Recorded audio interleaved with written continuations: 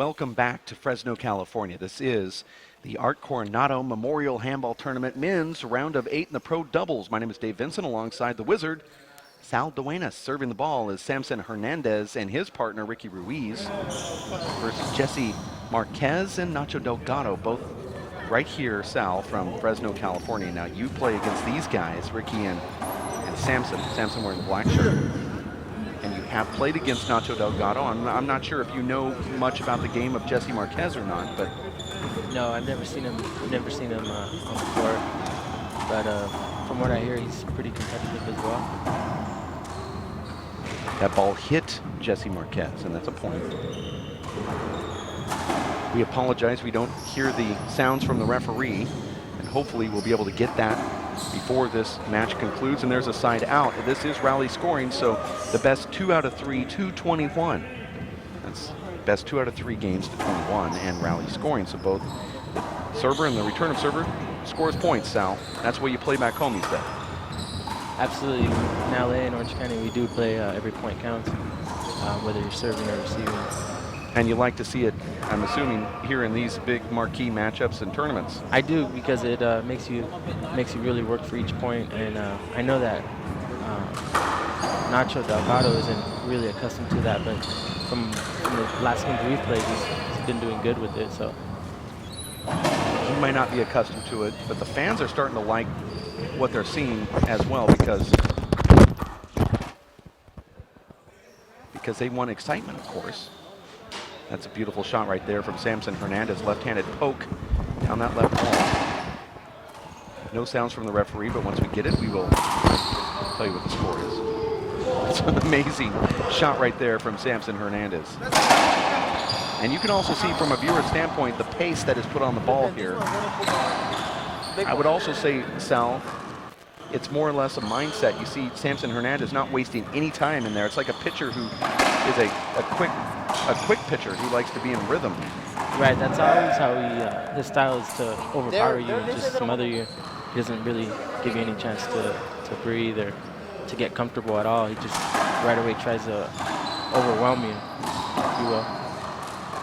You see Ricky Ruiz taking that very nonchalant left-handed kill shot. He has Jesse Marquez just playing so far behind him that.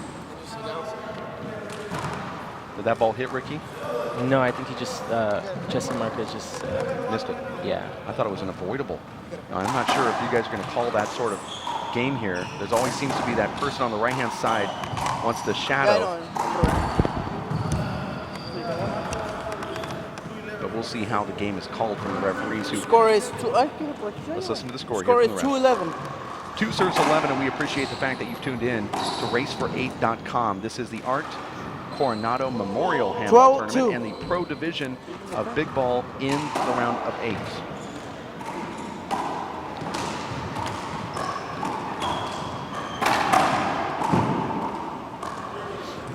And you can see that score is 13-2. It's 13-2, and it just started. Yeah, the reason they're a good combination is because Samson overwhelms you, like I said, and then Ricky gets real comfortable with that and gets real confident. So they're a good matchup. I'm going to have to say that I don't agree necessarily with the scoring format here. I don't believe 21 is the right score. Score is 14-2. I know you guys play a different scoring format back home. I think it should be 25. 3 games to 25. We can see right now at 14 scored in 3 minutes since we went live, and this game's almost over. Yeah, I thought it'd be 25 also, but the first game in the first round, I just finished playing. It went to 21. So. Full timeout. I do believe that the tiebreaker should be played at 21, or some kind of shortened tiebreaker, not necessarily 25 points. But the worst fear is that somebody says, well, you know, I'm going to tune in at 9 o'clock to watch this match. I'm 5 minutes late. What happened? I'm already here in the second game. You see the timeout called from Nacho Delgado and Jesse Marquez, both from Fresno, California. Samson Hernandez and Ricky Ruiz from Southern California. Ricky from Downey, and Samson is from Hawthorne, California. Now you, Sal, you're working on your acting career, trying to get your SAG card, and also doing some modeling. Something. I know you're working on a reality series, and you've always got something in the works that feature a camera and some type of audio. What's going on with you right now? Do you have any sponsors you want to talk about? You know, just right now, a lot of family and friends have been helping me out. 15-2. Nati Alvarado helped me out in the past on a few occasions. We went to Italy and a few tournaments at the Simple Green tournaments. So he's been really helpful with me as well.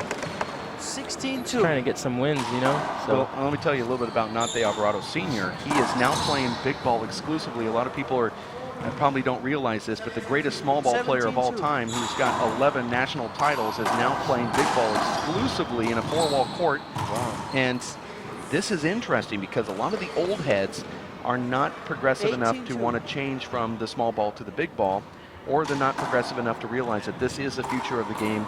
And Nati Alvarado has, and you're going to see a lot of support this next year at the U.S. Open. Now, I know it happens right near the World 19-2. Championships, and I'm not sure exactly what they're going to do with the U.S. Open this year, but do you get a feeling as a prominent big ball player, that the sport is just about ready to explode? I think this year is going to be 20, twice as big as last 2. year, especially with Nati, you know, coming forward with all the help, and he's pushing the sport. And for him to realize it, I mean, that just goes to show that him, you know, he's a veteran, so he's really recognized it as well. That is the final of the first game, 21-2. Those last 2 points, which weren't updated on the scoreboard. No offense to anybody back in the booth, but that just happened so quickly. It was just within 10 seconds, 2 points were thrown up there on the scoreboard. You're watching the racefor8.com, and we have in the booth Sal Duenas as we watch Samson Hernandez and Ricky Ruiz just stay on the court here as they want to try to get this one over with. Now, the sport is about ready to explode, and we talked about it, Sal.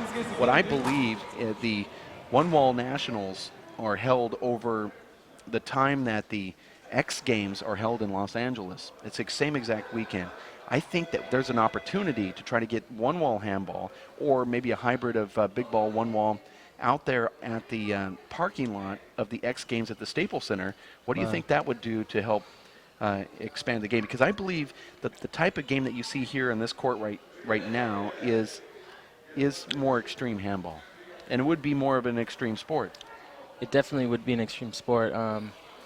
I don't know. I can't imagine being there with all that people, you know, with all those people there. How sure is that something they're gonna? No, I'm just saying that it's kind of more of a dream of mine, and it's something that I've been trying to personally push toward. Now, I don't know how you can actually move the one-wall nationals over to the Staples Center, but what I'm saying is it happens at the exact same time, and if you were able to put it into, let's say, the parking lot with some constructed courts like we do in Vegas, and highlight the game of big ball to a group of people that are mainly 18 to 35-year-old males that are going into the Staples Center to watch the outdoor Summer X Games with ESPN. It would be a way to explode the game in your own environment, right down there in Southern California where you guys play anyway. I think it would be really huge for the sport. One thing I like about the players in Southern California is you guys have your own style as we get ready for game number 2 here. You have your own style. You have your own look, and the sport of big ball is very personal with you. You guys make a personal connection to it, almost as if you own it. Right. I mean, your culture, your environment 1-0. is very connected to the sport of big ball as if you invented it. Right. And therefore, I've noticed a difference when we go to tournaments like this one and we bring big ball into a tournament like this to try to expose it. There's such a great connection that you don't only just bring some great players, but also the families and friends of those also come because they support your sport. It's almost like Southern California has its own national sport, and that is big ball. And here in California, it's like we all have our, you know, one big team, you know. We all go to the tournaments, and we all look forward to all these tournaments that you guys are having. But what you mentioned about, you know, that being a dream, if it could be at the X Games, that'd be amazing if, you know, in the future something like that could be put together. Well, I think it could happen in the future. I think we're on the verge of that. I know Fred mentioned something about in Tucson, maybe this year or next year, something big, a lot bigger. Yeah, that's something that we're working on is going to a casino in Tucson and constructing courts. Certainly Vegas is a great way to expose, but let's try to back it up next to an already established sports event that is also focusing on the same sort of behaviors as you see 5, at the big 7, ball 0. outdoor tournaments in Southern California, meaning focus on that demographic that you guys already bring along with you, where another sport like, let's say, ultimate fighting, you know, we were talking about going to 6, 7, Mandalay 0. Bay and maybe holding an outdoor tournament right in the parking lot as people exit or come in to watch an MMA fight. Right. You know, you're trying to find the same type of crowd that is into extreme sports, and this is a good way 1, of 7, showcasing. 6. I believe this could happen. I agree. And let's face it, if handball were $1 million sport or $1 billion sport, Samson Hernandez would have a $15 million contract. 7, 7, Absolutely. 1. Ricky Ruiz would have about a $9 million contract. You would be getting a ton of endorsement money. And that's kind of my point, that if those that are around this see it, are 2, excited 7, about it. 7. Right. And we just need to get it into the proper showcase. Well, the Olympics, you know, that's something a lot of people are pushing for in a couple of years. So we'll see what happens there with the wall ball or the one wall.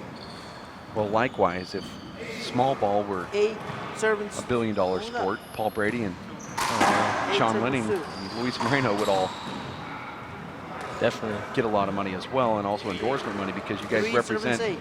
a kind of certain look that companies like Budweiser and Nike and some of those other top advertisers like Red Bull are certainly looking for. 9, no? 9, 7, 3. Samson in the middle of his backswing before the referee calls a score there.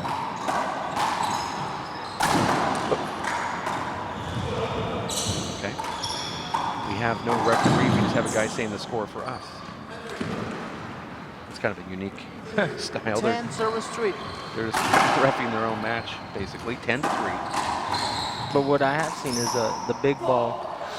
In the years that I've seen, the big ball's exploded 11, at 7, a higher, 3. at a faster rate than I know small ball's been around for so long, but it hasn't really grown. You haven't really seen the growth that big ball is actually growing. I agree with you, and I actually don't have the stats, but I heard one time that in a 10-year span, big ball gathered 100,000 new players. You know, if you took that same 10-year span, you would almost say that small ball either stayed even or lost the amount of players, and I'm not sure even if I can quantify that with actual stats, but I can tell you that big ball has exploded, not just in the United States, but they're also playing over in Ireland as well now, and in Europe. And you went over to Italy, and you saw what's going on there. So you've seen it around the world now. Costa Rica. Yeah, I was surprised when I saw, you know, England and Basque Country and 11, Spain 7, and 3. France and all these different countries. I was like, what? And we all, you know, we all shared the same thing. You know, we all like handball, so it was kind of interesting. Well, they play an outdoor 3-wall version of this in Australia. The ball's not necessarily the same one that they're using on the court right now, but it is a big ball. The same sort of feel. And I was down in Puerto Vallarta, Mexico, and they play with racquetball down there. On the 2-wall pelota courts, they can actually set on the name of the sport down there is called fist ball. Oh, wow. Which I kind of thought was cool. Over. 12, 7, 3. 12 serves 3. Now, I've noticed the formats have been changing from tournament to tournament. Is this the same format it's going to be at 13, 7, 3. Rosarito? Well, The scoring format? we have the luxury of tweaking things to try to make it available, a little bit more available to the viewers, the players. What we found out is that you guys bring very deep draws where you're playing multiple rounds in one day. Sometimes you're playing multiple rounds in over a 3-day period. And what we're trying to do is make it so the competition is competitive all the way to the very end. You saw in Vegas that Gabino Velasquez was very beat up. Yeah. He's more of like an acrobat when he plays handball, and we really want to see a guy like that not beat up in the finals or semifinals of any of his matches.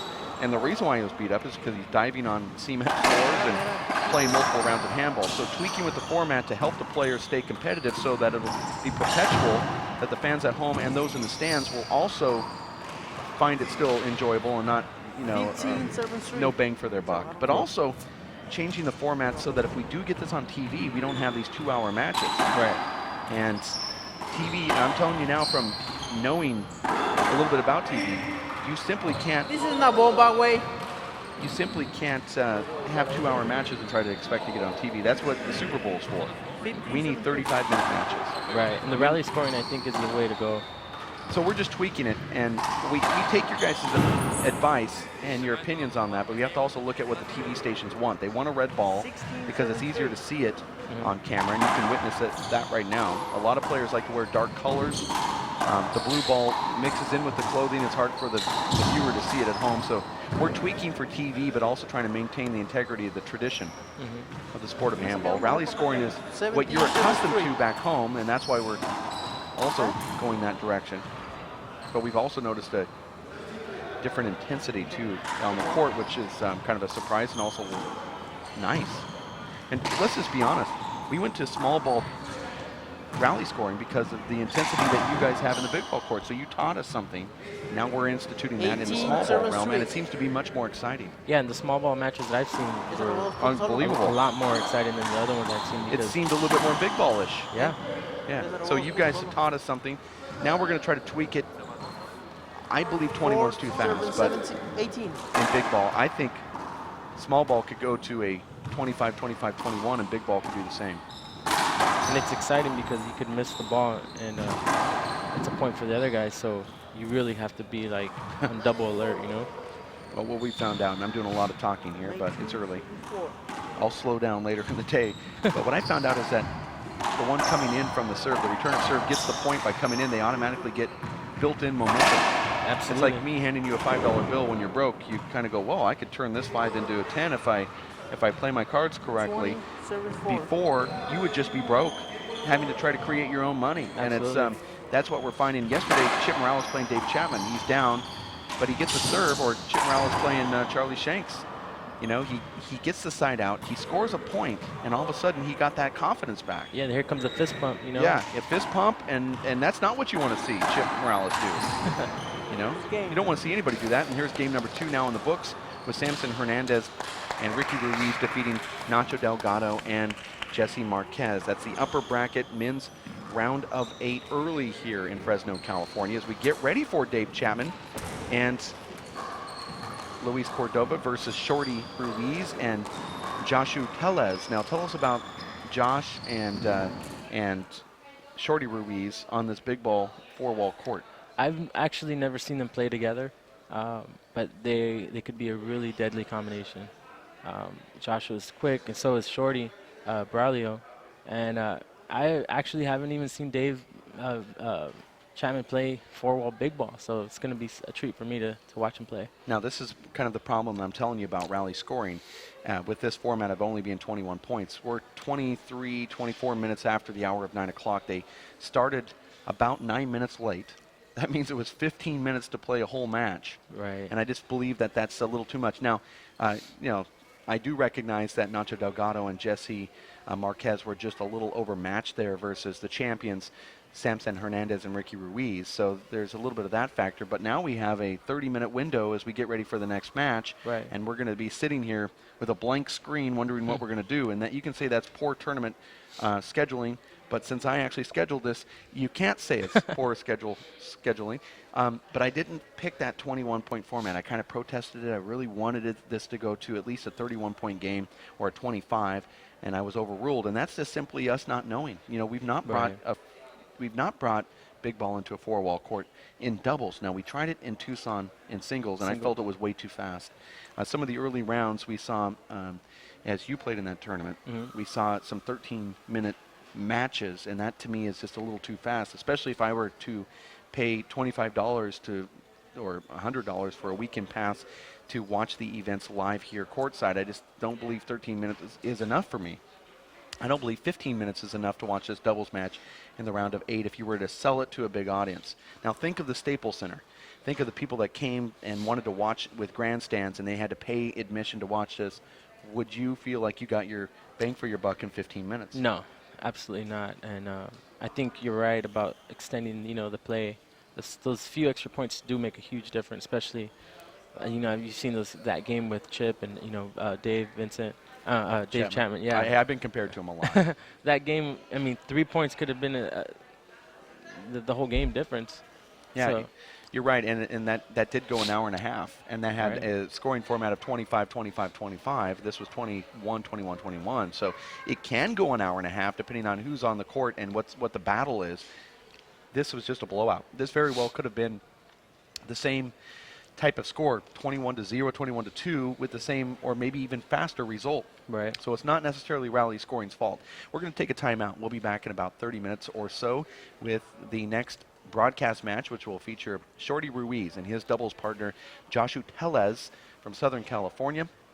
And this is going to be a battle versus Dave Chapman, the small ball 9-time national champion, and his partner, Luis Cordova, who does play big ball, but a 2-wall big ball style in Juarez, Mexico. We'll be back in 30 minutes at 10 o'clock Pacific Standard Time. 9 o'clock.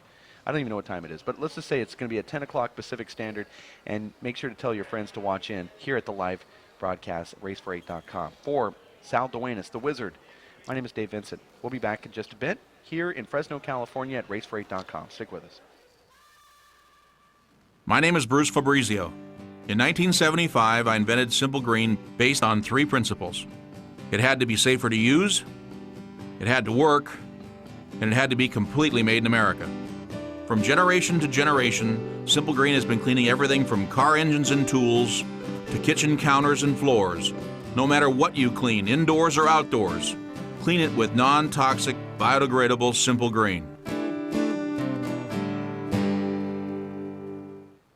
Working and working out takes a lot of energy. That's why I drink Zenergy. Feeling fantastic and looking good has never been easier. Zions, extreme science for your active lifestyle. For 20 years, the Inner City Handball Association has educated, mentored, and served young people through handball. Young people that participate in the Inner City Handball Association programs have a high graduation rate from high school and continue on to college. Inner City Handball teams are good athletes, good students, and good ambassadors for the sport of handball. We need your help to continue our work. Inner City Handball Association is a registered 501c3 tax-exempt charity. Please donate today. Thank you.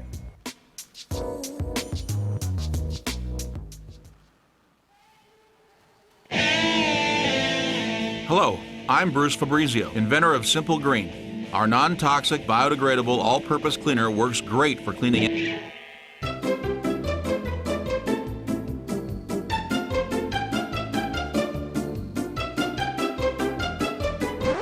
Thank you. Non-toxic, biodegradable, Simple Green. It's great for cleaning.